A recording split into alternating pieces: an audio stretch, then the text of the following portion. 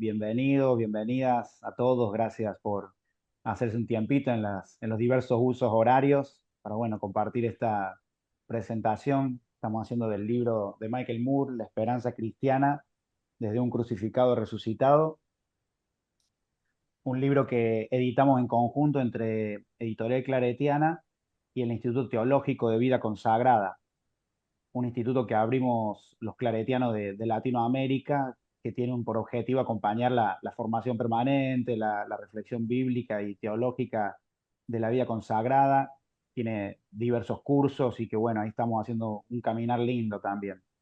Siempre desde, en nuestro caso, el carisma misionero claretiano, ¿no? Apostando a a la formación de laicos, de religiosos y bueno, y en este tiempo fortaleciendo la sinergia, ¿no? Entre instituciones. Así que muchos muchos de los cursos, de los espacios que da el ITBCA, también después los transformamos en libros de la editorial y viceversa también. En este caso, entramos primero en contacto con Michael para poder darle forma al libro y bueno, y después vamos a ir trabajándolo con el ITBCA porque bueno, nos parece que vale la pena, ¿no? Seguir profundizando, purificando las imágenes de Dios y sobre todo de Jesús, ¿no? Con todo el potencial que tiene para ofrecernos y que bueno, que queremos también vivirlo de esa forma, ¿no?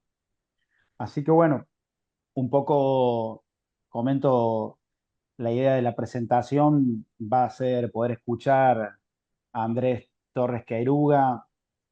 Lo conocemos, seguro lo hemos leído, nos ha acompañado, nos ha movido la estantería, como decimos por acá. A ver a ver si puedo subir. ¿Se escucha bien? Sí, muy bien. Sí, sí. Muy bien.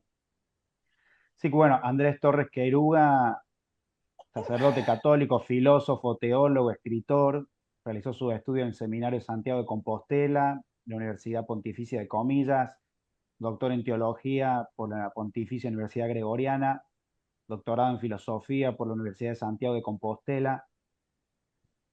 A lo largo de su carrera publicó numerosas obras de referencia teológica, filosofía de la religión, pensamiento crístico contemporáneo. Entre algunos libros podemos destacar Recuperar la salvación, La revelación de Dios en la realización del hombre, Repensar la revelación, Repensar la resurrección y muchos más, ¿no? Eh, Uno de los teólogos contemporáneos más influyentes dentro del pensamiento cristiano. Su trayectoria académica, editorial, cultural lo sitúa como un puente entre la tradición católica y los desafíos de la modernidad, con una sensibilidad crítica que busca revitalizar la fe y hacerla relevante para los tiempos presentes. Así que bueno, un honor tenerlo en este espacio, tenerlo también prologando el libro y bueno, acompañando desde otro lugar, nutriendo, mentoreando, ¿no? En este caso a Michael y bueno, un honor tenerte, Andrés, y la verdad que con muchas ganas de escucharte, ¿no? Y después, bueno, por otra parte, Michael Moore, hermano franciscano de la Orden de Frailes Menores, licenciado en Filosofía por la Universidad de El Salvador, doctor en Teología por la Pontificia Universidad Gregoriana, rector del Instituto Teológico Franciscano, Fray Luis Bolaños, actualmente profesor ordinario en la Facultad de Teología de la Universidad Católica de Córdoba e invitado en la Universidad Centroamericana José Simeón Cañas, en la Universidad Católica de Bolivia y en el CELAM. Entre algunas publicaciones de Michael, Creer en Jesucristo, una propuesta en diálogo con González de Cardenal y González Faust, El Camino de la Fe, Meditaciones a la luz y a la sombra del misterio pascual, y en esta misma casa editorial, Pedro Casaldáliga, Cuando la fe se hace poesía. Así que bueno, gracias Michael también por el esfuerzo puesto en la reflexión teológica, por todos los espacios que acompañás y bueno, también por continuar con ese espíritu de Andrés de mover estanterías, de problematizarnos y de ayudarnos a seguir al Jesús que nos invita, que nos enamora y que nos sigue desafiando hoy. A partir de esto, unas palabritas de parte de la editorial sobre el libro. que voy a dar yo. Después la idea es escuchar un poco a Andrés, después el momento de escuchar un poco a Michael y abrir un diálogo, ¿no? Entre los que estamos presentes, entre Michael y Andrés sobre todo. Así que bueno, lo construimos entre todo este espacio y bueno, que sea nutritivo, valioso y que bueno, que salgamos con el corazón encendido, ¿no? Como discípulos de Maús. Sobre el libro La esperanza cristiana desde un crucificado resucitado, hay momentos históricos en que el corazón humano parece pedir, casi a gritos, una palabra que no sea evasión ni anestesia, una palabra que se atreva a nombrar la noche sin temor y que al mismo tiempo abre un horizonte más allá de ella. Hoy, entre crisis sociales, violencias normalizadas, cansancios espirituales y heridas profundas en nuestras comunidades, vuelve a resonar con fuerza esa pregunta antigua y siempre nueva: ¿dónde encontrar una esperanza que no sea ilusoria, ni ingenua, ni decorativa? Y es a partir de esa pregunta donde creemos que este libro se vuelve urgente, porque nace como respuesta a ese grito humano que recorre hoy nuestro tiempo, el grito de quienes ven frustrado su derecho a vivir con dignidad, de quienes han sido golpeados por la injusticia o la soledad, de quienes han perdido confianza en la institución eclesial, de quienes apenas logran sostener algún hilo de fe. Y nace también desde la promesa pascual, que no ofrece consuelos fáciles ni saltos mágicos, sino un camino, el camino del crucificado resucitado, que se hace compañero en la herida y que sigue enviando su luz desde las llagas abiertas. Por eso este libro hoy, porque necesitamos escuchar una palabra que no endulce la realidad, sino que la atraviese con verdad, con misericordia. Una palabra que vuelva a situar a Jesús en el centro, no en su figura abstracta o doctrinal, sino en su carne concreta. El profeta libre que vivió a favor de los últimos, el hombre crucificado por la alianza entre poderes, el Hijo resucitado que inaugura un futuro donde la injusticia no tiene la última palabra. El libro, de modo, el libro comienza identificando la esperanza herida, ambigua, a veces extinguida, como el punto donde se juega nuestra fe. Se nos recuerda que somos seres de futuro, caminantes que vamos tejiendo, develando nuestra identidad entre promesas, fracasos, reinicios. Y en un mundo donde tantos se sienten sin voz, el libro insiste: la esperanza solo es cristiana si escucha a las víctimas, si evita la evasión espiritual y si se deja cuestionar por las noches reales de nuestra historia. El corazón del libro en la segunda parte es su cristología. Se nos invita a recuperar la unidad vital de vida, muerte, resurrección, devolviendo a Jesús su espesor humano e histórico. Y se critica con coraje, con valentía, toda imagen edulcorada o desencarnada de Jesús. Y también se desmontan dos reduccionismos muy extendidos y muy presentes todavía: el de la encarnación sin conflicto, el de la salvación como pago para calmar a un Dios herido. Y frente a eso el libro propone volver a Jesús como fuente viva, el que anuncia un reino de misericordia y fraternidad, el que confronta estructuras que producen víctimas, el que ora en Getsemaní con miedo verdadero, el que muere sin ser rescatado milagrosamente, el que es resucitado por el Padre como afirmación definitiva de su vida entregada. Este retrato profundamente evangélico devuelve a la fe su densidad humana y su potencia profética. La esperanza cristiana nace desde una víctima resucitada, no desde un héroe triunfalista. Y una última sección invita y nos desafía a una esperanza encarnada y activa. Y quien resucita es el Cristo crucificado, y sus llagas permanecen como sacramento de todas las llagas del mundo. Por eso, esperar cristianamente es discernir, denunciar el antirreino en sus múltiples formas, en sus modos de actualizarse. Es mantener viva la memoria de los crucificados que no pueden expresarse. Es descubrir pequeños brotes de resurrección en los gestos cotidianos, asumir que Dios no impide la cruz, pero que la transforma desde adentro, y es convertir la esperanza en compromiso cotidiano, un vaso de agua, una ropa, la hospitalidad, la justicia, la cercanía, el cuidado. La figura del resucitado con llagas nos enseña que la esperanza cristiana no tapa el dolor, sino que lo ilumina, no elimina la noche, sino que enciende una luz que no se apaga.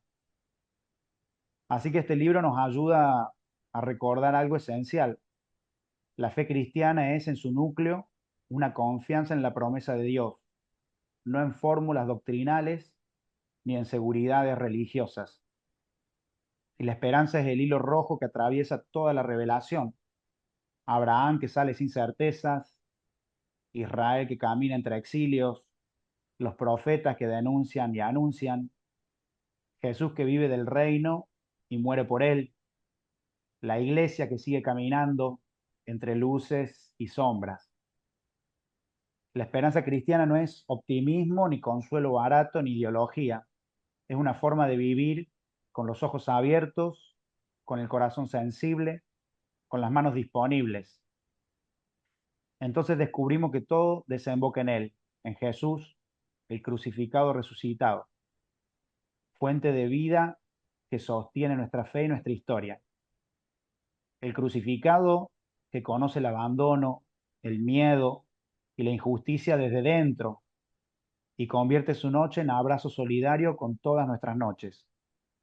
El resucitado que no esconde sus heridas, sino que las transforma en camino y en promesa, mostrando que lo humano, aunque roto, puede ser lugar de gloria.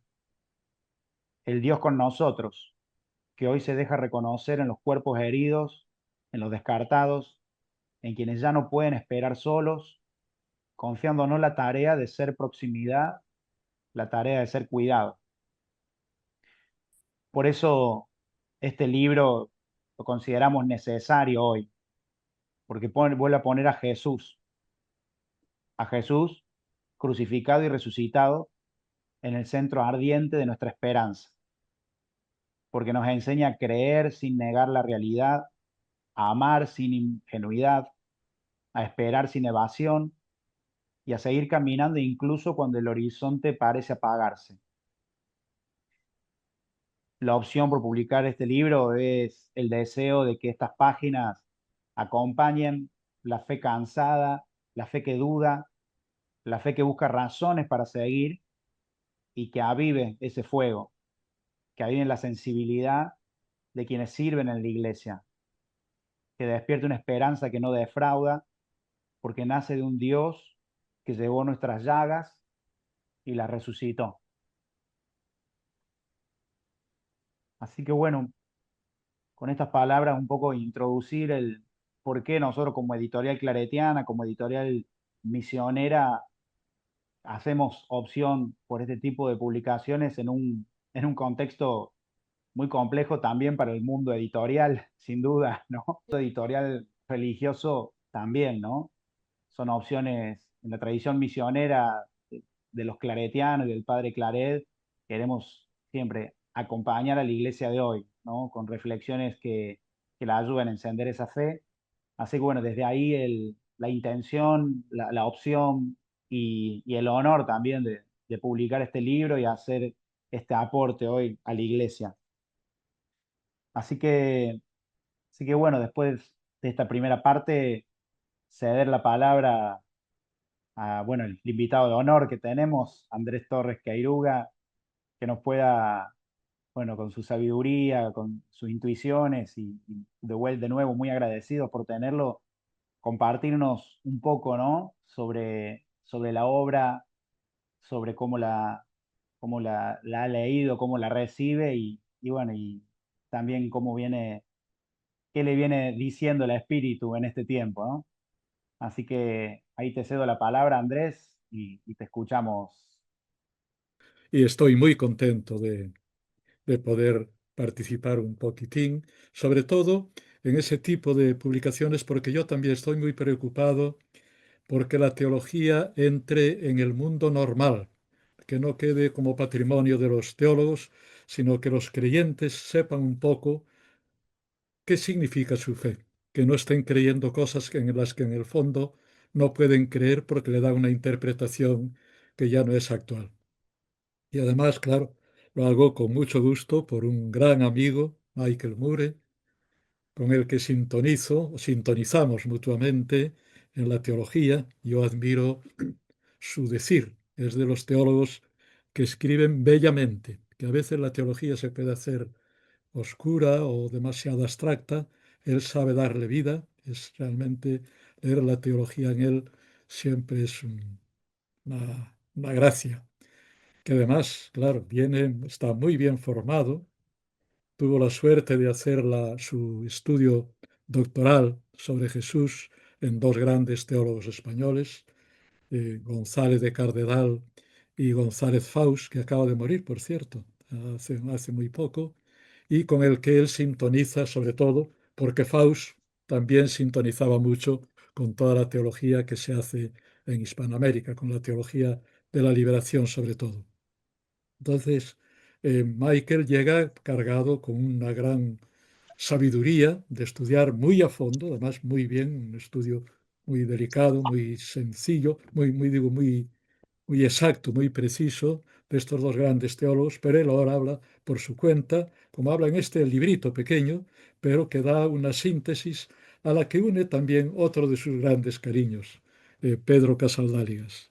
Él se lo el cariño que le tiene, la admiración justa, porque une también ese lado poético al que él es muy sensible, a la belleza, con el compromiso y también con la agudeza teológica, porque realmente Casaldáliga era también a su modo buen teólogo. Bueno, a mí me toca hablar un poquitín de la esperanza, que es un tema sobre el que he escrito también un libro, que la primera vez que hablé yo a los obispos de una nación en Colombia, hablándoles de la esperanza.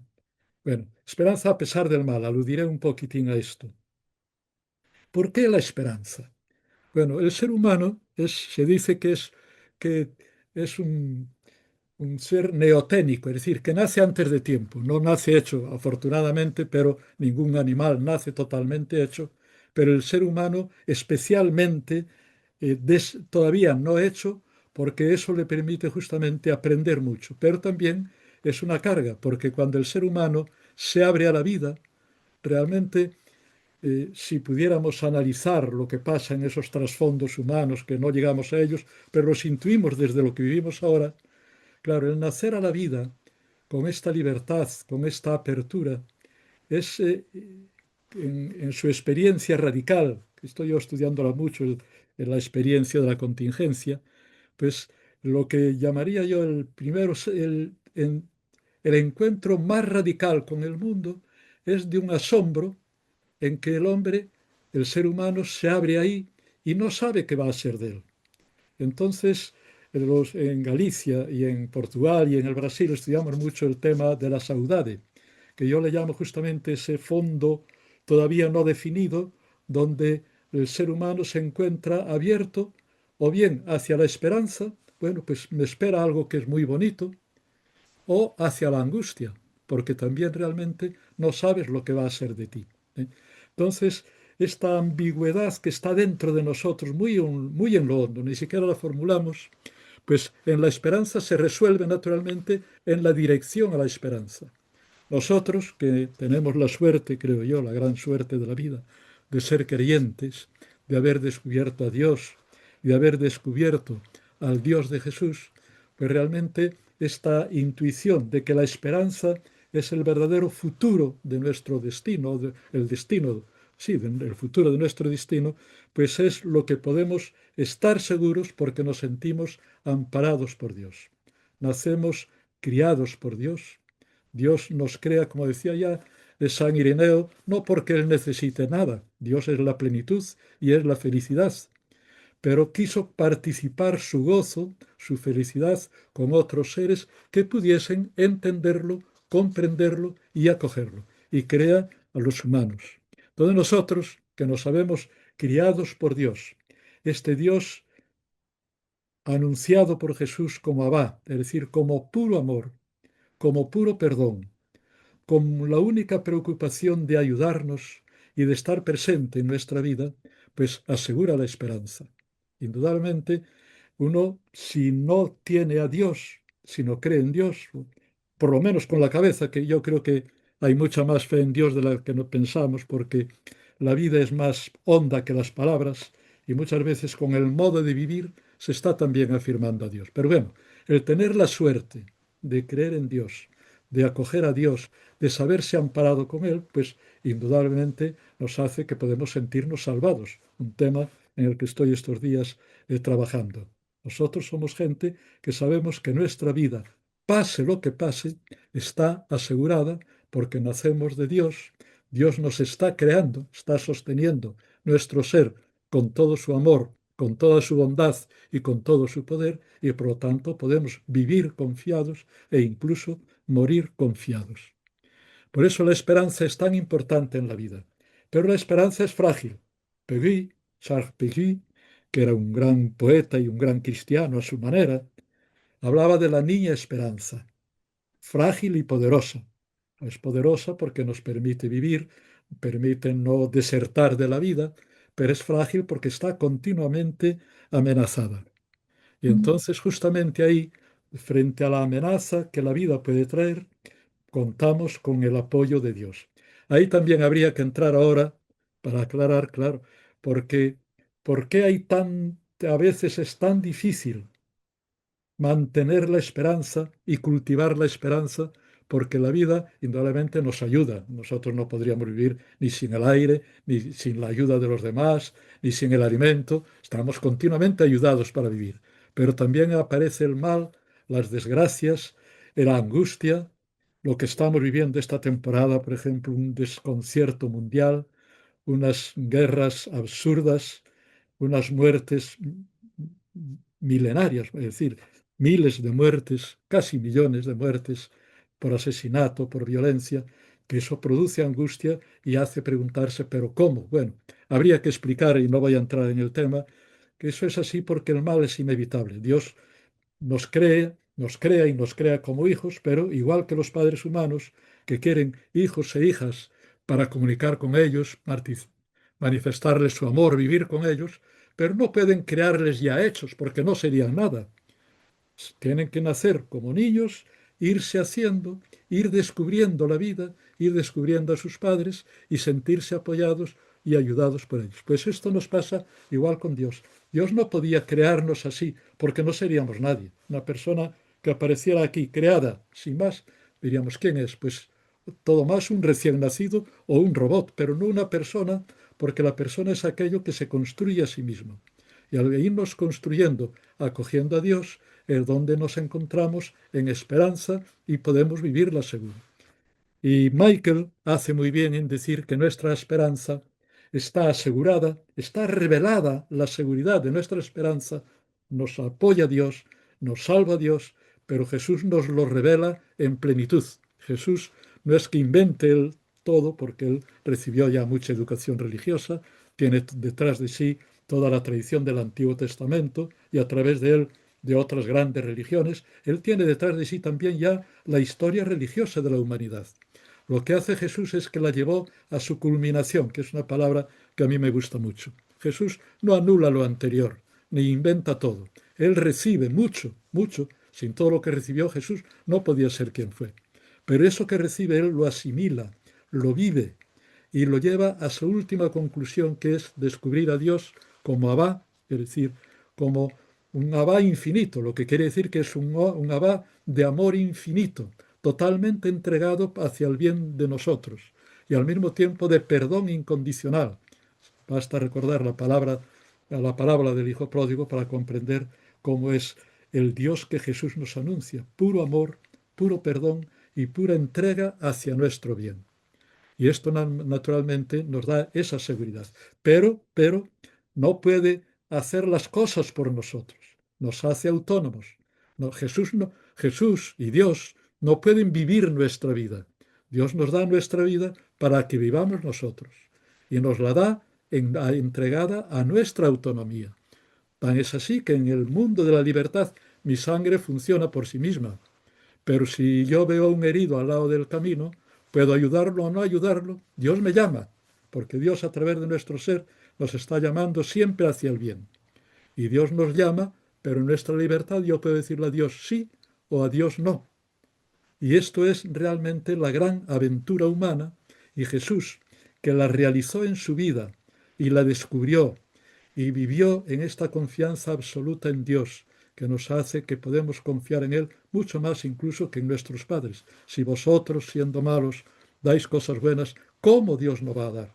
Ni siquiera necesitamos pedirle nada, porque cuando nosotros queremos pedir, ya Dios está delante, porque Dios ya sabe lo que necesitamos y lo sabe mucho mejor que nosotros. Y podemos afirmar que Dios tiene más interés en nuestra vida y en nuestra salvación que nosotros mismos, porque su amor es infinito, Él no necesita nada y está volcado en un amor infinitamente transitivo, en un amor infinitamente gratuito hacia nuestro bien. Y por eso, aunque tengamos dificultades, y aquí es donde encontramos el ejemplo de Jesús, y por eso me parece muy bien el subtítulo del libro, que es En Jesús resucitado. Porque Jesús lo descubre como humano. Jesús nació posiblemente en Nazaret, casi seguro, y ahí se crió como nosotros, y ahí fue siendo educado, fue creciendo en edad, en sabiduría, en gracia, fue descubriendo lo que es Dios hasta llegar a eso que he dicho, ese Abba absoluto, ese Abba de amor y perdón absoluto. Por eso él pudo vivir su vida y vivió una vida normal en interacción con la gente, recibiendo y dando, preguntando y siendo desafiado. Y entonces lo que él vivió y descubrió, lo descubre también para nosotros. Lo que vivió Jesús, exactamente lo que vivió Jesús, naturalmente cada uno a su modo, cada uno en sus capacidades, cada uno en su disposición de fidelidad y de entrega, pues estamos viviendo lo mismo. El mismo Dios que está habitando y creando a Jesús, nos está habitando y creando a nosotros. Y Jesús nos dice cómo es ese Dios. Por lo tanto, nosotros mirando a Jesús podemos vivir también nuestra vida en su seguimiento, no imitándolo, también imitándolo, porque naturalmente, pero a mí me gusta decir que Jesús, hoy escribía yo en un subtítulo de lo que estoy trabajando, que Jesús es un salvador mayéutico. Jesús no hace lo que tenemos que hacer nosotros por nuestra cuenta, pero Jesús, al revelarnos lo que Él vivió y manifestárnoslo cómo lo vivió, nos está haciendo a nosotros caer en la cuenta, pues esto también lo vivo yo, esto también tengo que realizarlo yo. Yo puedo vivir como Jesús, porque Jesús me descubre lo que está diciendo mi humanidad profunda en cuanto habitada, inmovilizada y apoyada en Dios. Y por eso vivir en esperanza, apoyados en Jesús, es realmente la gran suerte de ser cristianos, vivir como salvados. Y esto indudablemente tiene la idea, que esta esperanza de vivir como salvados, indudablemente no se puede realizar plenamente en el mundo. No se realizó para Jesús y no se realiza para nosotros que vivimos en camino. Por lo tanto, vivimos esta esperanza, pero en esperanza, en paciencia. El modelo para vivirla es la vida real de Jesús.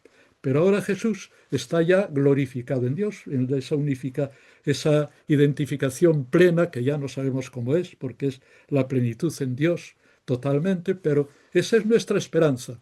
Pero nuestro modelo es la vida concreta de Jesús, que la vivió como nosotros en la tierra, con ayudas, con dificultades e incluso con la enorme dificultad de la muerte.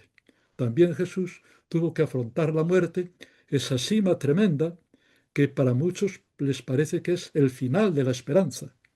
Jesús tuvo que afrontarla con miedo, con temblor, con lágrimas, pero él acabó fiándose de Dios. Él sabía que estaba apoyado en Dios, a quien había anunciado como Abba, únicamente preocupado por nuestro bien. Él apoyó en él toda su vida hasta poder llegar a decir que mi pan es la voluntad de mi Padre, la voluntad de Dios, el saber por dónde Dios me está empujando, por donde Dios está intentando llevarme, eso es lo que alimenta mi vida y Jesús lo hizo así y cuando llegó a la tremenda prueba, porque la humanidad tiembla ante la muerte, de la muerte, pues él supo recordarse de Dios, acoger la llamada íntima de Dios y poder decir en la muerte, Padre, en tus manos pongo mi vida. Esta es la palabra definitiva en la que nosotros descubrimos que nuestra esperanza humana, aun cuanto apoyada en Dios, no en cuanto apoyada porque vemos que cuando el hombre queda solo y cree que él solo va a arreglar el mundo y va a arreglar la vida y va a encontrar el sentido, vemos lo que está incluso sucediendo hoy, que tan progresivos sabemos tanto y estamos viviendo un mundo de pura catástrofe, de pura injusticia y de pura angustia. Pero Jesús murió diciendo que ponía su vida en las manos del Padre. Y fijaros que a mí me gusta esto pensarlo porque en las palabras que ponen a Jesús en su boca en la cruz no podía hablar, por lo tanto, ahí tenemos teología, tenemos lo que los evangelistas pensaron con mucho fundamento, naturalmente, porque conocían la vida de Jesús, cómo vivió Jesús la crucifixión. Pero Marcos y Mateo ponen en su boca el comienzo de un salmo tremendo. Dios mío, ¿por qué me has abandonado? Que es unas frases tremendas que tomadas a la letra, como siguen tomándola todavía muchos teólogos, con gran enfado mío, porque me parece una barbaridad pensar que Dios podía callar y abandonar a Jesús en la cruz. Jesús estaba con él, nunca estuvo, podemos afirmar en nuestra manera de lenguaje humano. Dios nunca estuvo tanto con Jesús como en la cruz, porque es cuando más lo necesitaba Jesús. Y por lo tanto, Dios no abandonó ni cayó, sino que hizo lo que hace con todos. Nos lo estaba apoyando desde dentro con todo su amor y es lo que captó Jesús y lo que comprendió Lucas, que a mí me gusta mucho esto porque Lucas, que conocía, pues muy probablemente, desde luego conocía el Evangelio de Marcos y posiblemente conocía también el de Mateo, él no acepta las palabras que ellos dicen, como hacen todavía hoy muchos teólogos. Él pone en la boca de Jesús no Dios, sino Abba, Padre, Padre mío. Y no es porque me has abandonado, sino al revés. Padre mío, en ti pongo mi vida. Esta es la máxima manifestación, yo creo que en toda la historia que conocemos, la máxima confesión de confianza plena y que asegura nuestra esperanza y nuestra confianza. Porque si Jesús resucitó, también nosotros resucitamos. Y resucitamos ya cuando morimos, como resucitó Él. Y por eso decía San Pablo, también con muy buena idea, con muy buena intuición, si nosotros no resucitamos, tampoco Jesús resucitó. Si Jesús resucitó, también nosotros resucitamos. Por lo tanto, aquí, y yo creo que por eso, ah, ¿se oye o no? Hay aquí una interrupción. Bien, Y en sí, todo caso, Andrés, como sí, ya sí. estoy acabando, quiero decir que aquí está realmente el, el acierto del libro, que tanto por su estilo como por su competencia, como por su pasión, porque realmente haber tomado también a una imitación de Jesús, como es la de Casaldáliga, que reproduce en su vida lo que tenemos que hacer todos. Él reprodujo lo que Jesús nos enseñó. Casaldáliga también comprendió que eso que decía Jesús de sí mismo, lo decía también de nosotros, y ahora nosotros lo escuchamos de Jesús y también de Casaldáliga y de todos los grandes testigos del Evangelio, de todos aquellos que siguiendo a Jesús, pues están abriendo nuestra humanidad a la esperanza, a poder vivir de verdad como salvados, como hijas e hijos de Dios. Pues esto es lo fundamental que iba a decir hoy. Si luego en el diálogo, si queremos hablar alguna cosa o dialogar, pues yo estoy aquí encantado. Bueno, gracias Andrés por las palabras. Ahí se incorporó Antonio Santillán, director del ITBCA. Así que bienvenido, Antonio.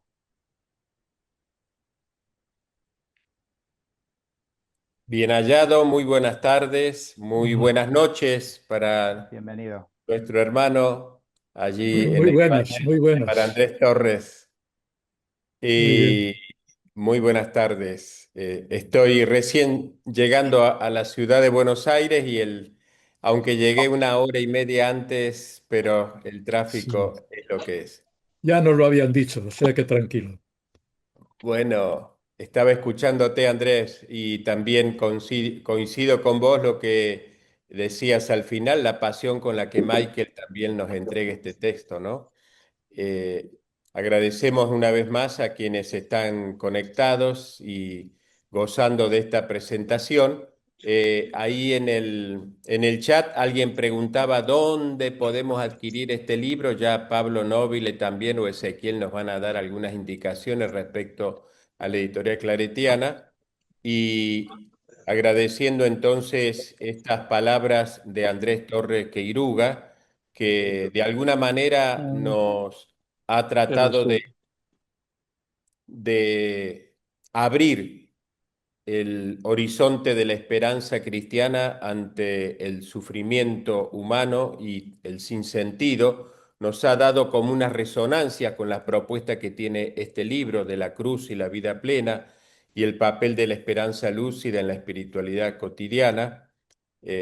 Ya sé que ha estado la presentación también de Michael, entonces sin más presentación, Michael, gracias por regalarnos este fruto precioso de tu camino, de espiritualidad, de misión, de vida compartida y también de franciscanismo. Y quisiéramos también como escuchar un poco por qué este libro, para qué este libro, por qué hoy la esperanza, más allá de que estamos finalizando el año del Jubileo de la Esperanza, sigue proponiendo la centralidad del crucificado resucitado, de una herida abierta y fuente de vida, por qué la esperanza sigue siendo un don, pero también un compromiso. ¿Es posible acoger este desafío de vivir una esperanza encarnada y no evasiva? Tantas preguntas que suscita el leer este precioso texto. La palabra para vos, Michael.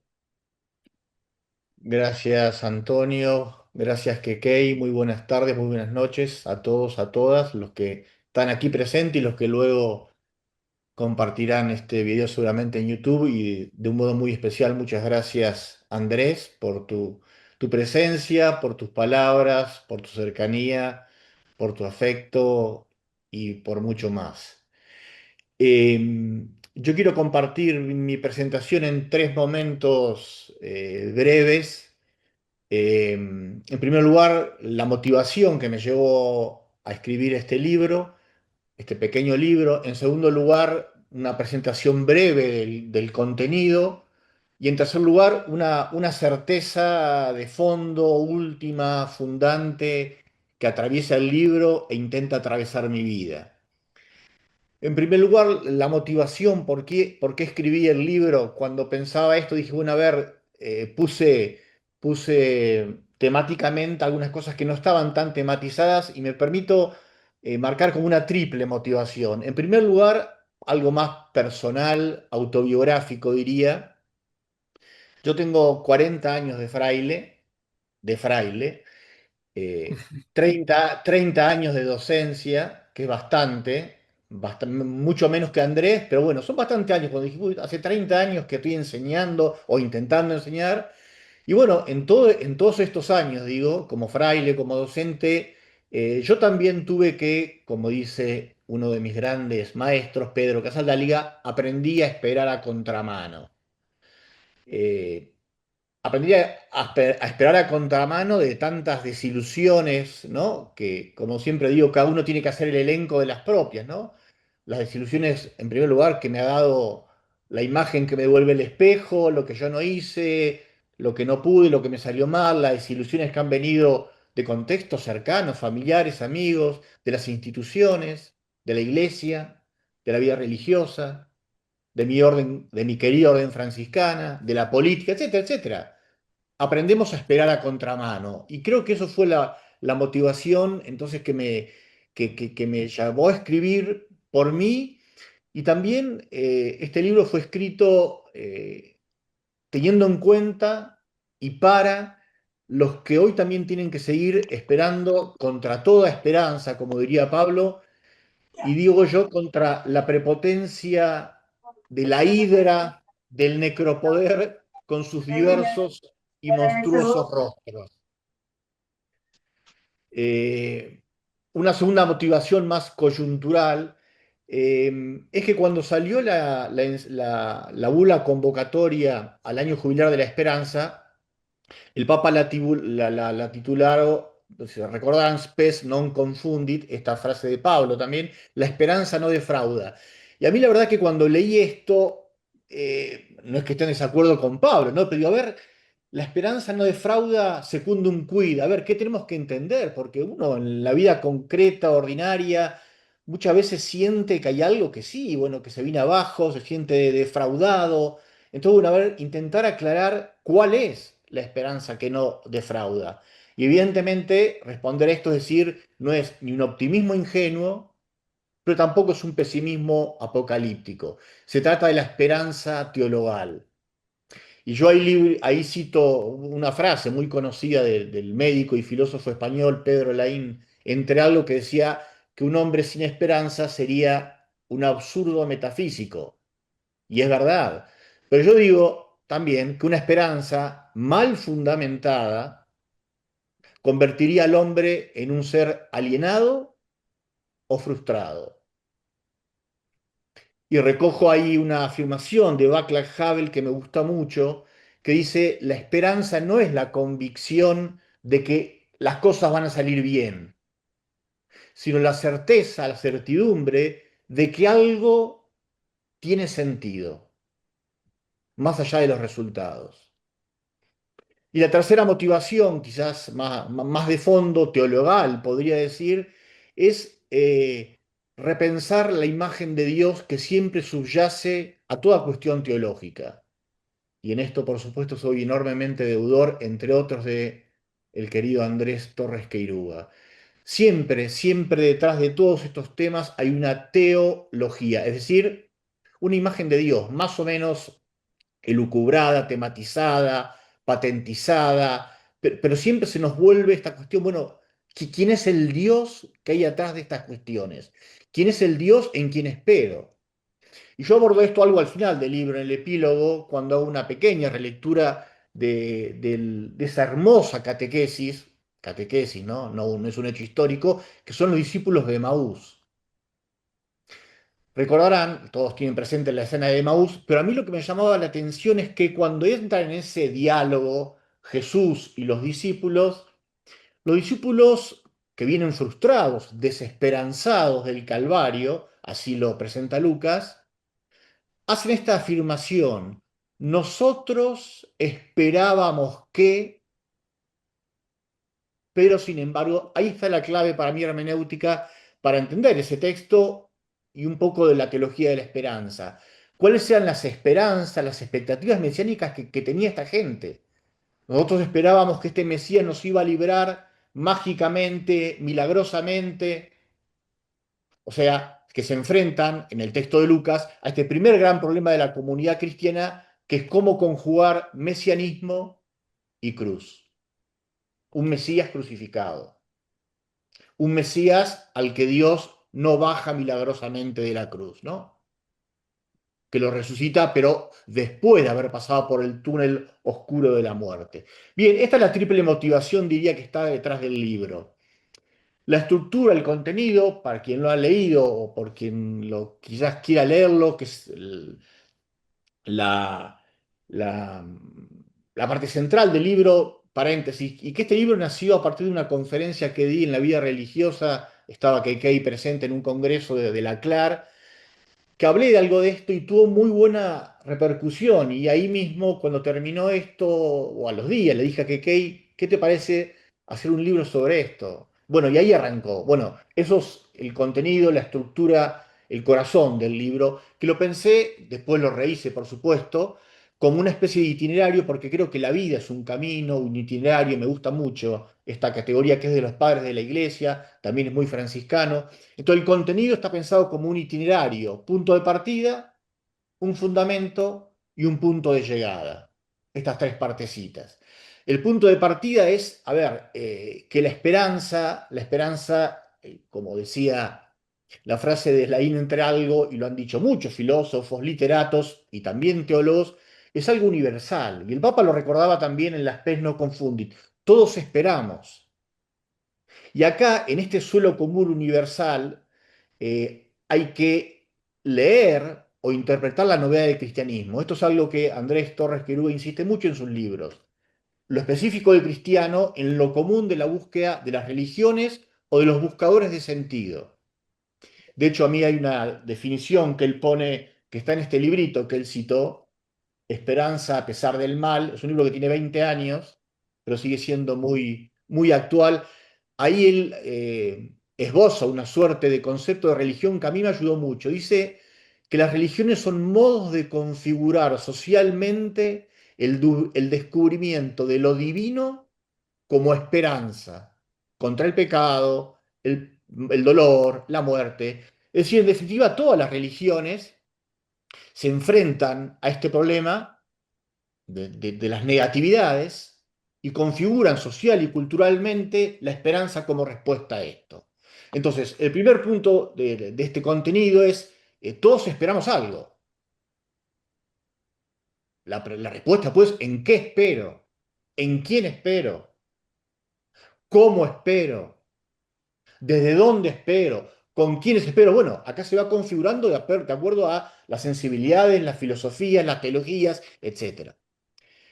La segunda parte del contenido, que es lo nuclear, es una suerte de concentración cristológica, diría, donde yo ahí subrayo que el fundamento último de nuestra esperanza es Dios mismo, ni siquiera Jesús de Nazaret. A ver, el fundamento último de la esperanza es el Dios de la promesa que se mediatiza, pero que no se agota en ninguna mediación. Y para nosotros, los cristianos, pero subrayo, para nosotros, no para todo el mundo, ese Dios se ha revelado de un modo insuperable en la biografía concreta. Repito, biografía concreta, no la imaginada, no la espiritualizada, la biografía concreta de Jesús de Nazaret, que es una biografía entretejida también, como la de todo ser humano, con hilos de esperanza y con hilos de desesperanza. Y por eso hablo ahí, tomando también una estructura de la cristología de González Faust, usándolo con mis categorías, hablo de que es una esperanza que está configurada, desfigurada y transfigurada. Una esperanza configurada en la vida de Jesús de Nazaret, una esperanza que se ve desfigurada en la amenaza de la cruz y la muerte, y una esperanza que se ve transfigurada con la resurrección.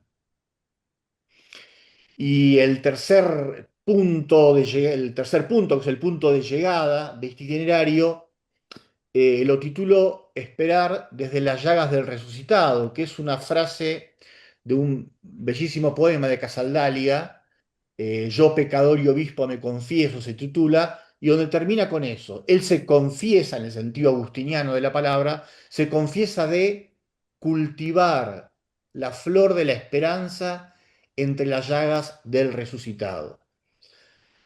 Y entonces yo propongo la imagen de las llagas del resucitado como un lugar teológico y teologal para cultivar la esperanza. La esperanza, evidentemente, para cada uno de nosotros, pero también la esperanza para, con y desde los más desesperanzados.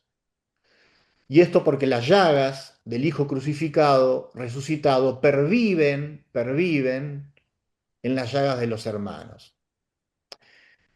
Nuestra fe y nuestra esperanza se sostienen desde una víctima resucitada, desde una víctima resucitada, que se erige así en un lugar teológico, locus theologicus, de revelación y de salvación, y que se perpetúa en la historia vicariamente en tantas subjetividades vulnerables y vulneradas de nuestro presente, en tantos horrores como hacía referencia Andrés al inicio de su compartir.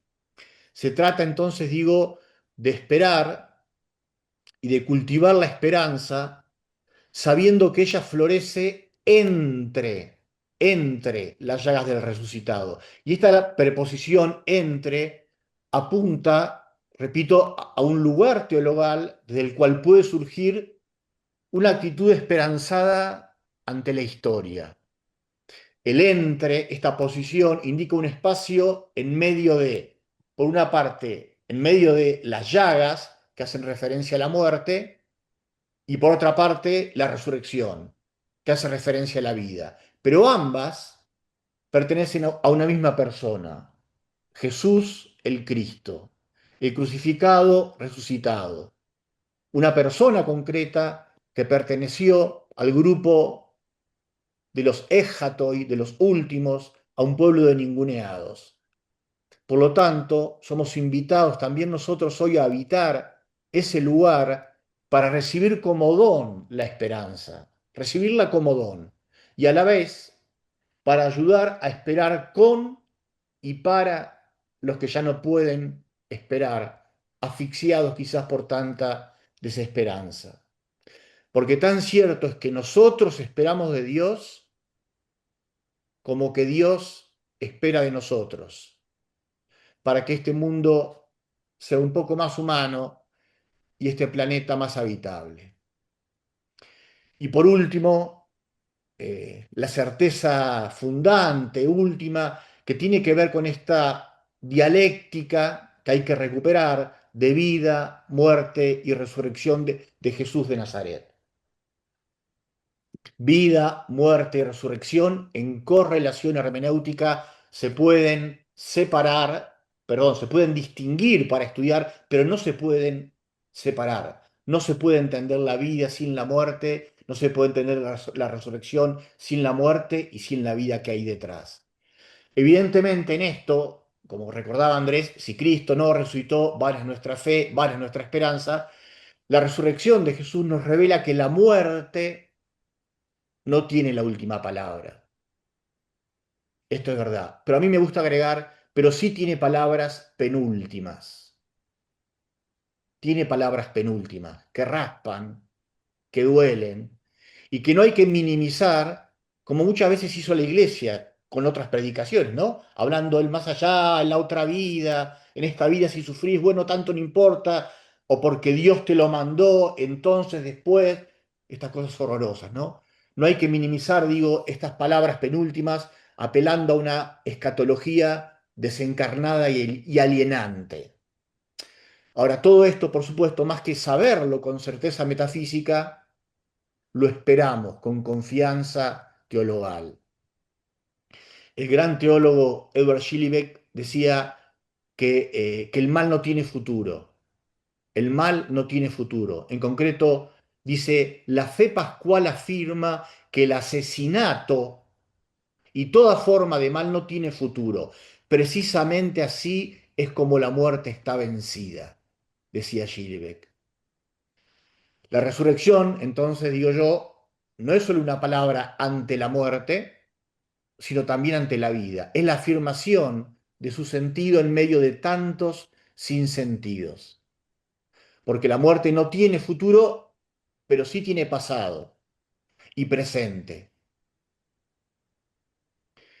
Recordaba Ranner y con él muchos teólogos a Dios como el futuro absoluto de toda la creación. Y es verdad, Dios es el futuro absoluto de todo lo real.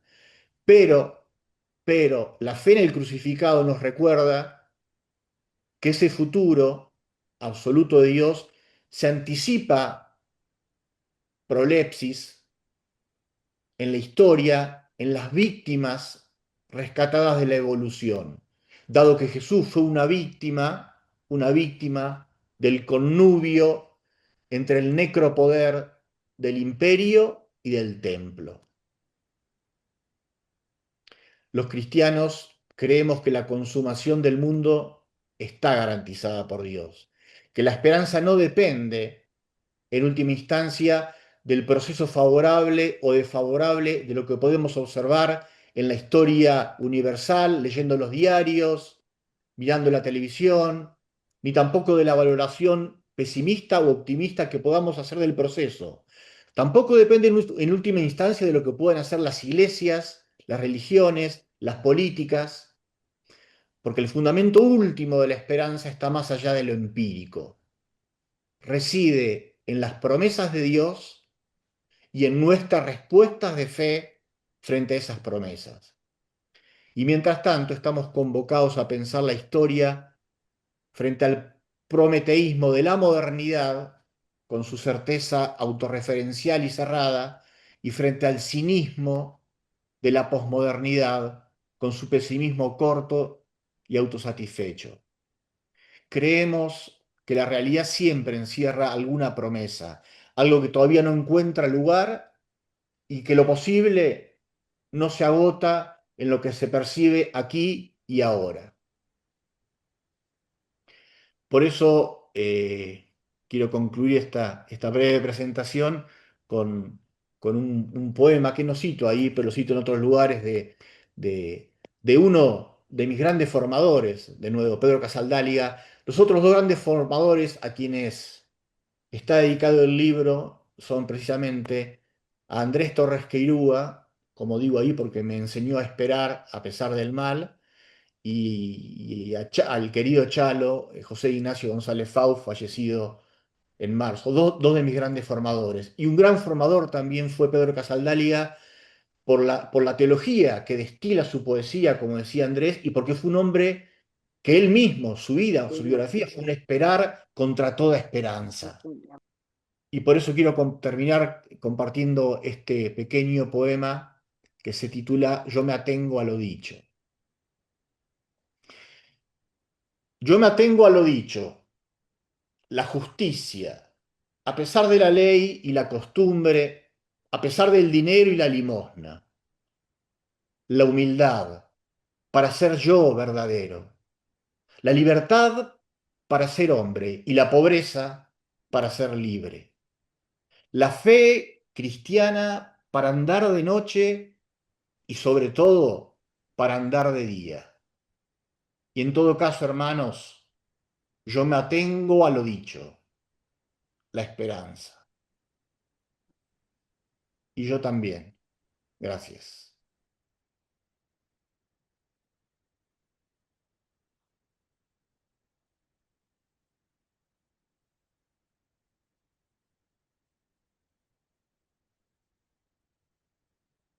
Estás muteado, Antonio, estás Estás muteado. muteado.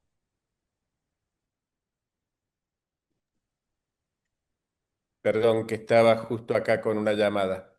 Muchas gracias, Michael, por presentarnos esta breve introducción al texto y también por animarnos a esperar contra toda esperanza, de presentarnos también el porqué y el para qué, ¿no?, de la génesis de esta obra.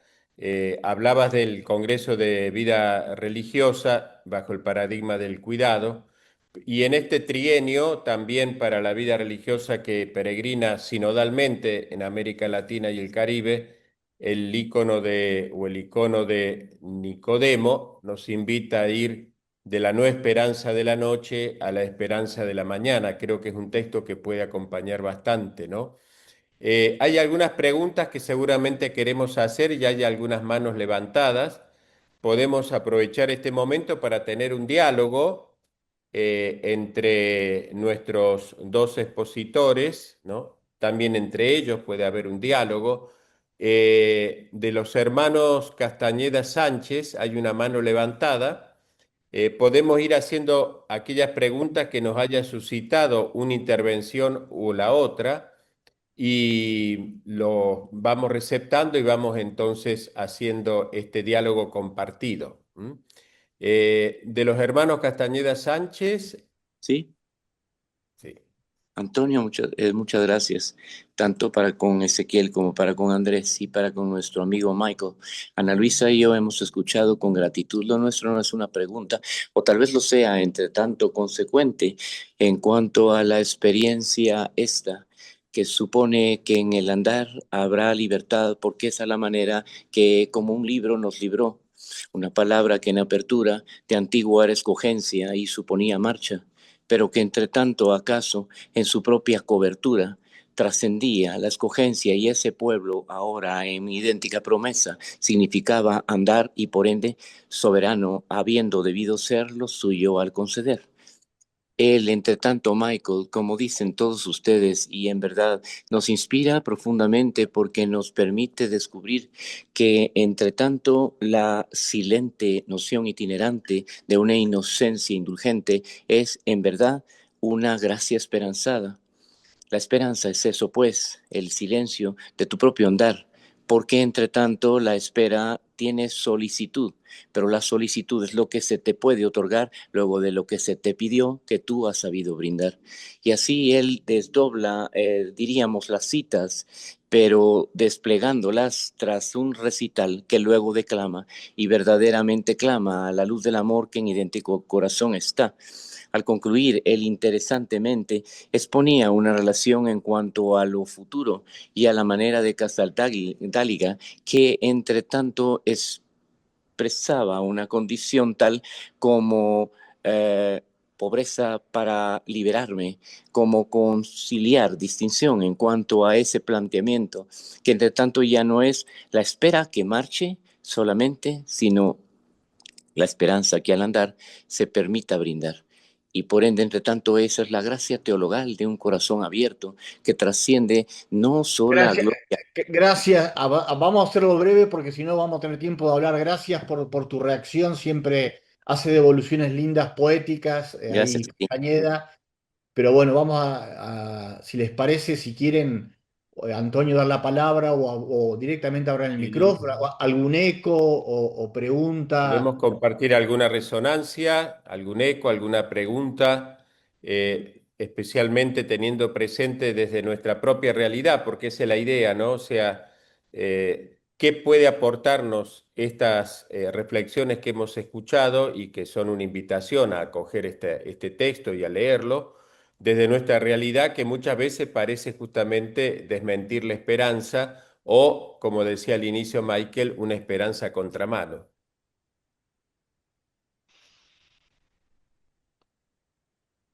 Me preguntaba, buenas noches, Buenas excelente, noches. excelente Buenas las noches. Ana exposiciones. Inés Buenas es muy noches. franciscana y es muy Ah, sencilla y muy humilde y es la presidenta de las religiosas y religiosos de Uruguay, de la Conferencia de Religiosos y Religiosas de Uruguay. Y si hay algún uruguayo o uruguaya en la sede de esa conferencia, se pone en contacto con Ana Inés que tiene en venta el libro. así no sabía. Bueno, me quedé me encantó todo lo que dijeron, digo, y concuerdo plenamente. Y además porque siempre nos desafían las ponencias de tanto de Torres Queirúa como las tuyas, Michael. Y me preguntaban en el contexto de nosotros aquí en el Uruguay, cuando tenemos uno de los países con mayor alta de suicidios, sobre todo de jóvenes. Y a veces resulta es hermoso escuchar lo de la esperanza, pero transmitir eso que tú decías, Casaldáliga era un testimonio vivo de la esperanza, perfecto, pero a veces uno dice, se siente como así abrumado, es decir, tantos jóvenes en nuestro país que día a día se suicidan, es difícil hablar de la esperanza, ¿no? Contagiar esperanza. Y me gusta leerlo, pero a veces digo, ¿cómo traducir esto para que sea realmente un motor que dé fuerza y que no caiga tampoco, como ustedes decían después, en actitudes de los jóvenes medias escapistas, ¿no? Frente a esto busco una religiosidad muy de piedad, que está bien, digo, pero eh, como que se buscan nuevas formas de religiosidad que también uno dice hasta qué punto nos alimenta la esperanza o es que están alejando temores. Me hice ese planteo. Gracias. Sí, yo no que tenga respuesta para darte, Ana Inés, me parece terrible eso, el tema del suicidio, pero evidentemente, porque aparte, bueno, en esas situaciones uno por supuesto no puede decir nada, pero lo mínimo que podemos hacer, y me parece que es lo que yo intento, y hace muchos años intenta Andrés hacer el cambio de chip, por lo menos a los creyentes de esto, de en qué creemos y cuál es el Dios en que creemos. porque evidentemente el tema de fondo es esto. A ver, hay un Dios que dé sentido ante tantos sinsentidos. Pero claro, a ver, Dios no nos resuelve mágicamente la vida. Y esta gente, estos jóvenes que se quitan la vida es porque no han encontrado un sentido. Ahora, el sentido de la vida tampoco del cristianismo, lo que yo decía, no es un optimismo ingenuo, ¿no? Porque yo creo que ahí en el libro lo digo, ¿no? A mí me ha golpeado mucho esta frase que los evangelistas ponen en boca de los que paseaban en el Calvario, si es el Hijo de Dios que baje de la cruz y creeremos en Él, ¿no? Y Dios no lo baja de la cruz. Cuando lo baja es un cadáver. Cuando lo bajan es un cadáver. Entonces digo, esto, ¿en qué Dios creemos? ¿Del que nos va a resolver mágicamente la vida? No. Y cómo donar un sentido a historias que están signadas por esto que yo llamo las palabras penúltimas. Porque creo que a los que estamos aquí quizás la vida nos va medianamente bien, ¿no? Podemos, pero digo, es muy difícil. No sé, a ver, Andrés, ¿qué puede decir? Pero hablar de esperanza y de fe ante gente que ha tenido la vida muy, muy complicada, ¿no? Eh, no, no sé, yo por lo menos en mi labor como docente, como pensador, es por lo menos a nosotros intentar cambiar el chip para que vayamos catequizando también, porque en la medida que cambia la teología, cambia el magisterio jerárquico y cambia la catequesis, para hacer un cambio, esto de mentalidad en lo que podemos predicar, acompañar, pero bueno, la cuestión del sinsentido y del suicidio es terrible. Sí. Muchas gracias, Michael. Perdón, también en eso que Janet. estabas diciendo, Michael, Sí. hago un paréntesis. A veces cuando se participa en nuestras Eucaristías, en nuestras celebraciones, son tan, un sentido de tanta, nos cargan de tanta culpabilidad, hay que estar pidiendo perdón a Dios a cada rato, digo, nada en contra, digo, pero también creo que nuestras liturgias no fomentan ese sentido de valoración de la vida sufrida, sí, pero que hay un Dios amoroso y que hay un Dios que está siempre dándonos una mano y como tú decías, capaz que catequesis y la liturgia tendríamos que cambiarla un poco, ¿no? Entre todos. Eso tienes toda la razón. Michael lo ha dicho muy bien, es decir, el fundamento, primero tenemos que cambiar nuestra manera de ver a Dios. La misma explicación cuando se habla de redención, ya estamos deformando la cosa, porque es a ver qué hacemos para convencer a Dios. Si nosotros partimos del Dios que nos está creando por amor, que no piensa más que en ayudarnos a potenciar nuestra libertad, pero que tenemos que usarla nosotros. Entonces, si esta convicción está ahí, yo lo digo mucho, mira, nosotros podemos fallar, la historia puede fallar, Dios no falla. Entonces, lo que tenemos que aprender, a ver qué pasa ahí. ¿Se oye? No. Sí, sí, se oye, sí, Ah, se se oye. oye. Digo que lo que Sí. tenemos que aprender es que realmente todo puede fallar. A Jesús lo mataron, ¿eh? Pero Dios no falló. Ahora, hay que convencerse de esto a tiempo, no esperar al final, sino realmente ir montando nuestra vida apoyada en este Dios que nos está creando por amor, que está habitándonos, impulsándonos hacia el bien, comprendiéndonos, y nosotros si lo vamos aceptando así, cuando llegue la crisis como le llegó a Jesús, pues podremos decir como él, en tus manos pongo mi vida. Y también por eso a mí me gusta insistir mucho que la insistencia en la resurrección hay que tener cuidado con ella, porque si la convertimos en una especie de milagro muy grande, no iría con nosotros. No, no. Jesús muere como todos y resucita como todos. Eso lo aprendemos justamente de él. Jesús, que ya creía en la resurrección, tuvo que rehacerla en su vida, y San Pablo la formula de otra manera, pero es la resurrección que rezaban todos los días. Dios que das vida a los muertos. Entonces Jesús, apoyado en esta fe, vivida a lo largo de su vida, cuando le tocó morir, cuando le mataron, él fue capaz de darse cuenta de esto. Nada, nuestra vida está apoyada en Dios, la suya y la nuestra. Repito, lo que descubre Jesús en sí vale también para nosotros. Y por eso la gran medida de la esperanza es lo que vivió Jesús en la vida, indudablemente en la vida que acaba en resurrección porque acaba en los brazos del Padre, pero no porque acabe en un milagro raro, no, no, acaba como la de todos, entrando en la meta fundamental que es morir en las manos de Dios. A esto le doy mucha importancia porque si aislamos, porque se ha puesto muy de moda aislar la resurrección como una cosa que solo le tocó a Jesús, y antes Dios no había resucitado a nadie y ahora está esperando a resucitarnos en los últimos tiempos. Eso es un disparate. Dios, desde que el mundo es mundo, está resucitando a todos sus hijos e hijas. No lo sabíamos, aunque todas las religiones de alguna manera lo saben, lo han sabido. No existe una religión que no crea que la muerte acaba con nosotros. Todos creen que Dios, lo divino, lo que sea, es más poderoso que la muerte. Bueno, no quiero alargarme, pero es muy importante esto. Sí, Muchas gracias, Andrés, por espera, tu quiero intervención. agregar algo, Antonio, por lo que decía Inés, Sí, que el Michael. tema, el tema de las celebraciones eucarísticas, que es todo otro tema que con Andrea habría que decir, hay que repensar la sacramentología. Yo digo, no me voy a extender en esto, pero digo, hoy yo creo que los sacramentos en general se han vuelto insignificantes. Totalmente. Y el sacramento es un signo, un símbolo. Y si el signo no significa, ¿para qué sirve? Y en concreto, el tema de la Eucaristía, que claro que es tan central en la vida cristiana, pero las Eucaristías nuestras deberían, dicho de una manera así sencilla, debería ser celebrar nuestras vidas, muertes y resurrecciones a la luz de la vida, muerte y resurrección de Jesús de Nazaret. Eso debería Exacto. ser Eso. cada Eucaristía, pero no lo es.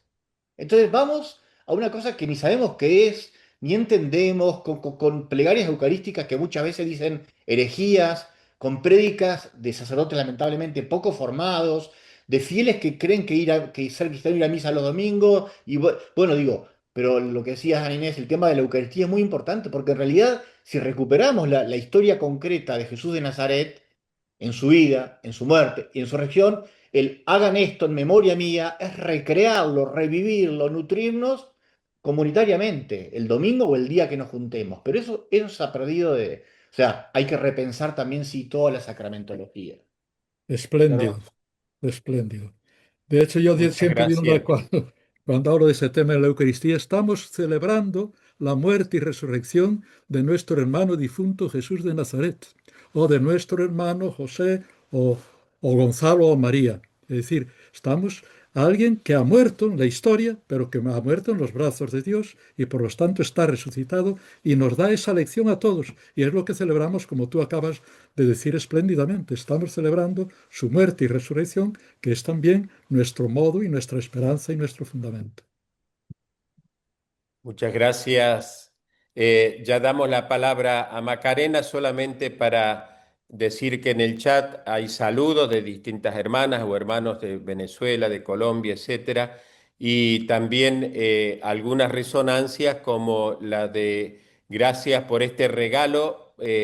Tus maestros, Michael, han sido mis maestros. Y también para quienes preguntan cómo acceder al libro, ahí han puesto ya desde la editorial claretiana los distintos links. También un abrazo desde Goya a Michael y también nos dice Edgar el problema del suicidio que está tan extendido por tantos lados. Y Hilda también nos agradece este tema que es un punto clave que ha despejado muchas dudas. Comparto que en Bolivia, de donde está conectada y saluda, estamos atravesando la dura realidad del abandono familiar, jóvenes que se sumergen en las adicciones, la violencia, el trabajo forzado desde pequeños. ¿Cómo podemos dar razones de esperanza en un contexto social con mucha violencia? Una pregunta que también está allí, ¿no? ¿Cómo podemos dar razones de esperanza en un contexto social con mucha violencia? Viene desde Bolivia esta pregunta y además de otras expresiones, dando las gracias por todo lo que es muy bueno que estamos escuchando, la palabra a Macarena, tu pregunta. Y por supuesto que aunque vaya dirigida a Andrés o a Michael, le pedimos a uno o a otro que también intervengan en la respuesta. Bueno, más que una pregunta era una expresión de gratitud, porque excelente los dos. A Andrés ya se lo he dicho por escrito alguna vez y espero con ansias su libro sobre Jesús. eh, y ahora para leer el libro de Michael, porque realmente creo que son como oasis así en nuestro camino cristiano y de fe, que a veces es un poco árida la, eso que decían Inés, las liturgias, los discursos teológicos que uno escucha. Y bueno, escuchar gente como ellos me da mucha esperanza realmente.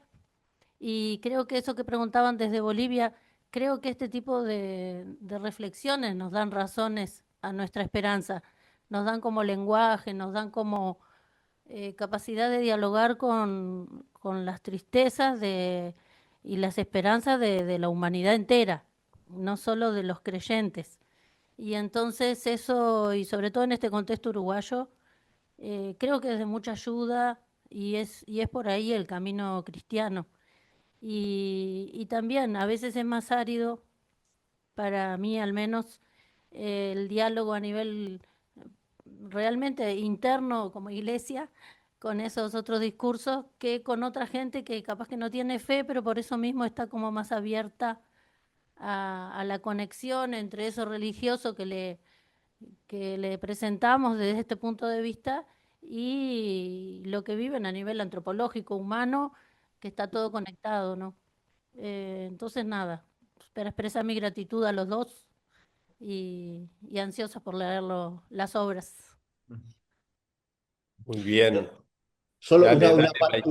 una palabra y porque respondiendo a lo que dice Hilda de Bolivia, evidentemente, cómo dar razones de esperanza en un contexto de violencia. Primero, esto es la frase que define no solo la teología fundamental, sino toda la teología, lo que dice el apóstol Pedro. Estén siempre dispuestos, preparados a dar razón de su esperanza. Pero esto es para todos nosotros.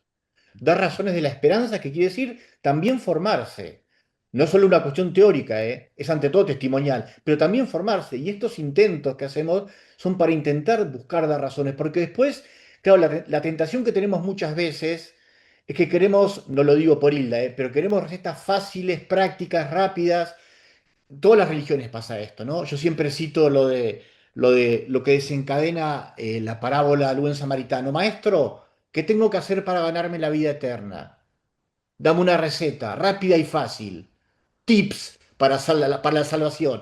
Y a veces nos pasa esto, ¿no? O sea, ¿cómo dar razón de la esperanza en un contexto de violencia? Miren, volvamos los ojos, fijos los ojos en Jesús, diría la carta, el autor de la carta a los Hebreos. ¿Cómo respondió Jesús a un contexto de violencia? Inmolándose, dando su vida. O sea, no creo que respondiendo a la violencia con no violencia. El espiral de la violencia, la manera que tenemos los cristianos que creemos que puede quebrarse, es de adentro y siendo una víctima perdonadora. A mí esta imagen no sé de dónde la saqué, pero esta categoría me encanta. Jesús es una víctima perdonadora. Jesús vive perdonando y muere perdonando. Padre, perdónalos porque no saben lo que hacen. Entonces, en contexto de violencia, dando razones y testimonios de respondiendo a la violencia con no violencia. Denunciando y anunciando también, por supuesto, ¿no? Muchas gracias, Michael. Y ya damos la palabra a nuestro hermano salesiano, Andrés. Antes de eso, solamente Fabio desde Brasil, ya seguramente desde Editorial Claretiana nos dirán cómo se podría conseguir el libro en Brasil o cómo puede llegar allí. Y también Ana Formoso de Chile, que es uruguaya, a tu pregunta cómo adquirir el libro, ahí están los distintos links, ¿no?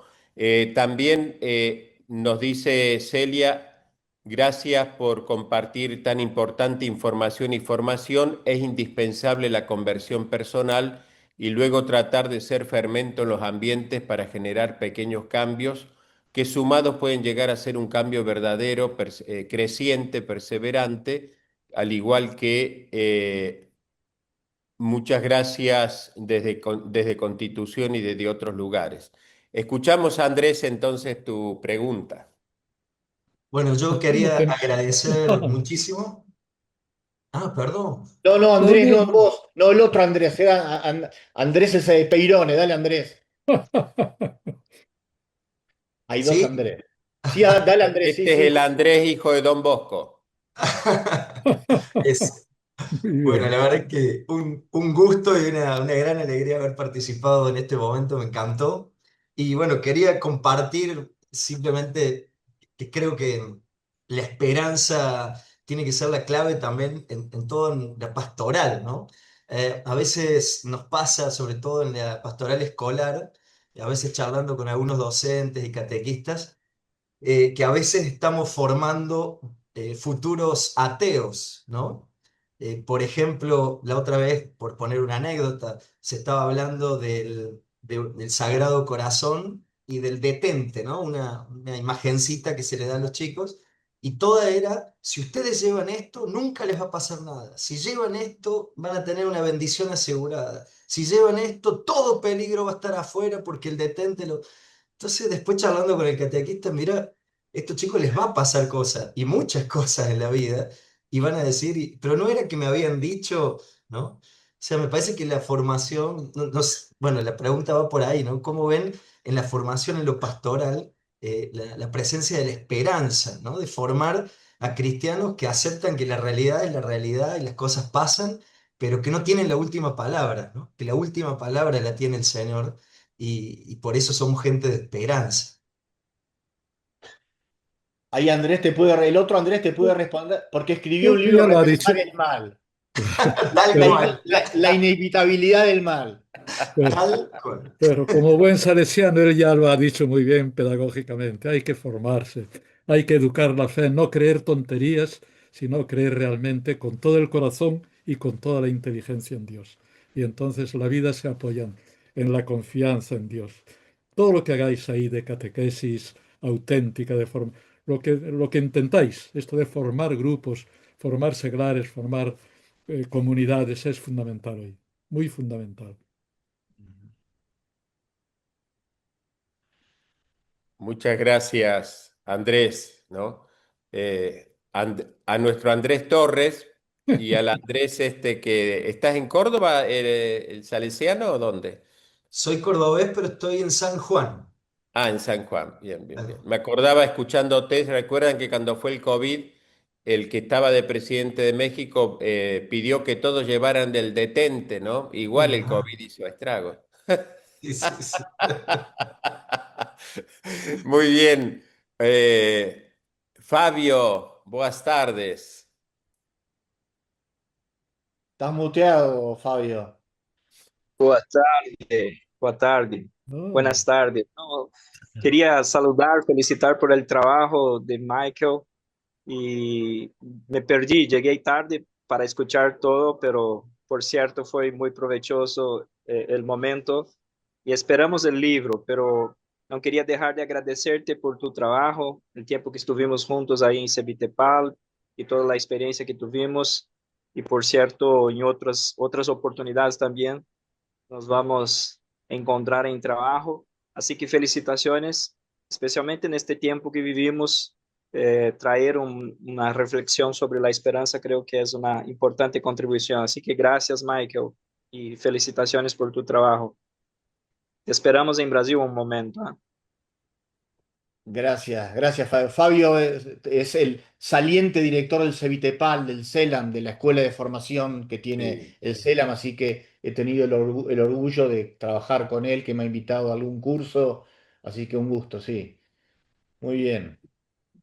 Muy bien. ¿Hay alguna otra pregunta, resonancia, inquietud que nos haya dejado no solamente la exposición de Andrés y de Michael, sino también las que tenemos nosotros como reacción al escuchar estas provocaciones? Bueno, a mí personalmente me lleva a ver esto la eclesiología que seguimos nosotros arrastrando, ¿no? Es decir, seguimos arrastrando un Dios de cumplimientos, de vida, de norma, de leyes, y hace que, bueno, nuestra vida de sacramento, nuestras experiencias comunitarias, en vez de hacer acción de gracias, de compartir la experiencia de vida de Dios, se termina haciendo normas, ¿no? Y lamentablemente es lo que transmitimos porque es lo que también lo vivimos como experiencia humana, ¿no? Cuando lo escuchaba Michael, me decía, ay Dios, cuántas cosas más deberemos hacer y arrastrar, porque tanto nuestras comunidades religiosas como las comunidades que nosotros vamos creando y recreando, vienen con estos distintos enfoques aprendidos. Y bueno, no dejan de ser también un tema, ¿no? Al momento de compartir, un momento de de expresar la fe que tenemos, ¿no? Y lamentablemente, bueno, yo ahora vivo en San Miguel y vemos, ¿no? que hay distintos grupos con muchas diversidades de espiritualidad y cada uno es todo como fe popular, ¿no? Y termina el santo de este, el santo aquel, y creer en Jesús es como que todavía no se ha dado, ¿no? Este proceso.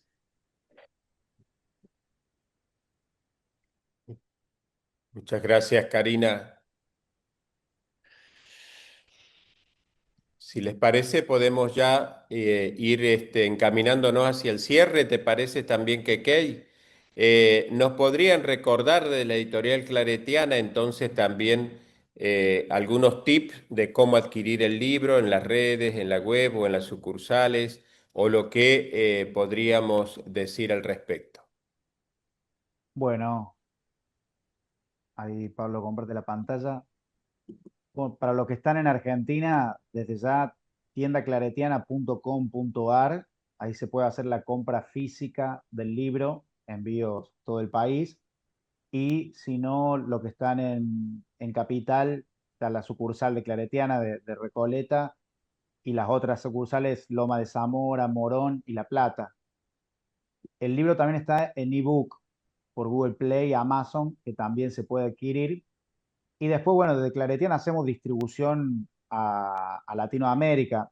Yo comentaba un poco al principio, es importante el apoyo y si uno pide el libro en una librería de su tierra, sea Colombia, Dominicana, Bolivia, Chile, eh, eso incentiva en realidad que los libreros también puedan pedir el libro, abastecerse, que es algo que hoy lo hacen muy a cuentagotas, porque bueno, es una realidad, es una pregunta que nos tenemos que hacer entre todos, ¿no? Desde qué espacios de formación, de qué teología leer, cómo crecer en nuestra comprensión de la fe, ¿no? Es un desafío, así que en eso se agradece mucho el apoyo de que si van a una librería y no está el libro, indagar, ¿no? Si hay posibilidad, si tienen contacto de Editorial Claretiana para que le distribuya el libro, si pueden pedir ese libro u otros. Pero bueno, ahí es un desafío que tenemos todos juntos, ¿no? Para hacer. Y desde ya también nuestro anhelo de que este libro y de que todos los libros que publicamos sean también libros misioneros. Qué lindo imaginar que esta cristología pueda aterrizar en las comunidades, ¿no? Leerse en equipo. Podría ser hasta una catequesis de adulto, ¿no? Ahí con mucha creatividad me parece que el aporte que nosotros hacemos dándole forma física a esta reflexión que Michael viene pensando, bueno, no termina en la edición del libro de la editorial, sino, bueno, sentirnos todos un poco misioneros y sentir que tenemos en las manos una gran herramienta de formación para acompañar una esperanza madura en este tiempo. Muchas gracias, Ezequiel. Dejamos a Andrés Torres Queiruga y también a Michael luego unas palabras finales de despedida, agradecimiento y también qué les ha significado compartir esta presentación online.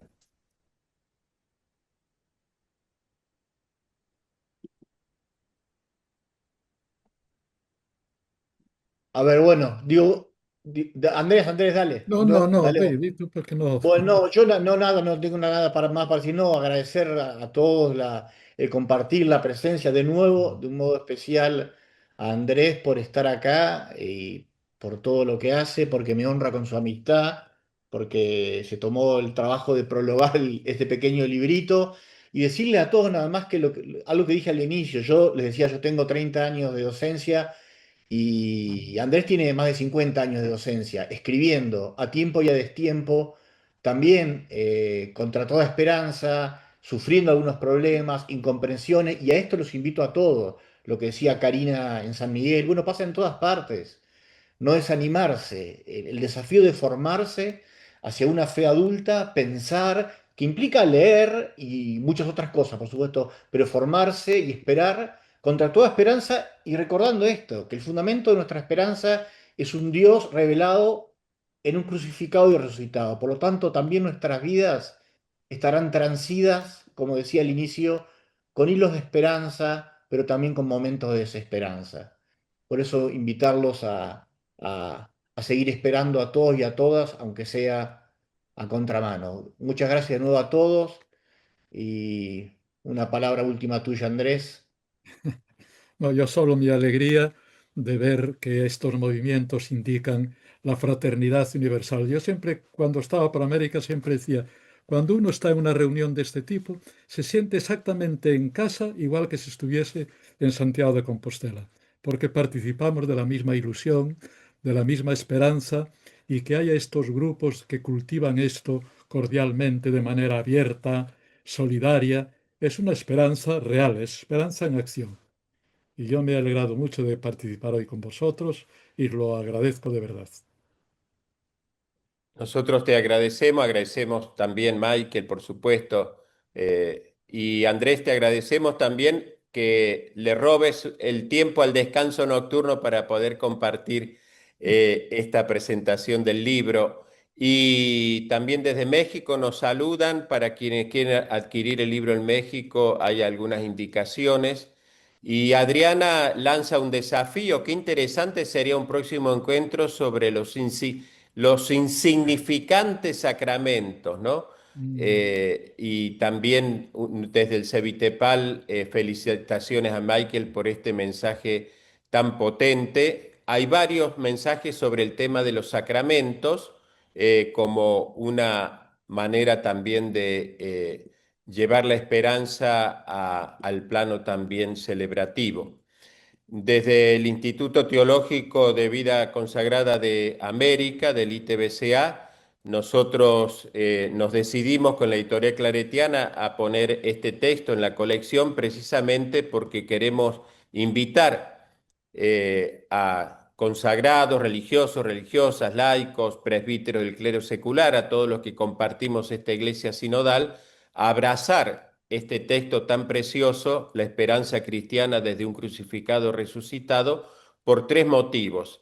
El primer motivo, porque la esperanza es un constitutivo esencial de nuestro ser humano, como nos decía Michael, y si hay algo que necesitamos es humanizarnos. Humanizarnos es esperanzarnos. Y en segundo lugar, porque se nos propone una reflexión crítica, esto de formarnos, ¿no? De una manera sistemática, una reflexión crítica y sistemática de la esperanza, como la vivió, la sufrió y la resucitó Jesús de Nazaret, el crucificado que ha resucitado. Y en tercer lugar, porque al mirar el resucitado como un lugar teológico y teologal, podemos proseguir el camino esperanzado, esperanzador con las víctimas, como recién hacían mención, en quienes perviven las llagas de este crucificado resucitado. Creo que el texto de Michael nos ayuda también a concretar algo que Francisco nos decía en la bula de convocatoria del Año Santo, este texto de la esperanza no confunde, que nos invitaba a hacer de los signos de los tiempos y de los lugares, del tono que sean, a convertirlos y transformarlos en signo de esperanza. Para eso una formación seria, una espiritualidad enraizada y una esperanza activa nos pueden ayudar. Así que muchas gracias a todos por este momento compartido y nos estamos encontrando. Gracias, buenas noches a todos, a todas. Gracias, Andrés. Un abrazo grande.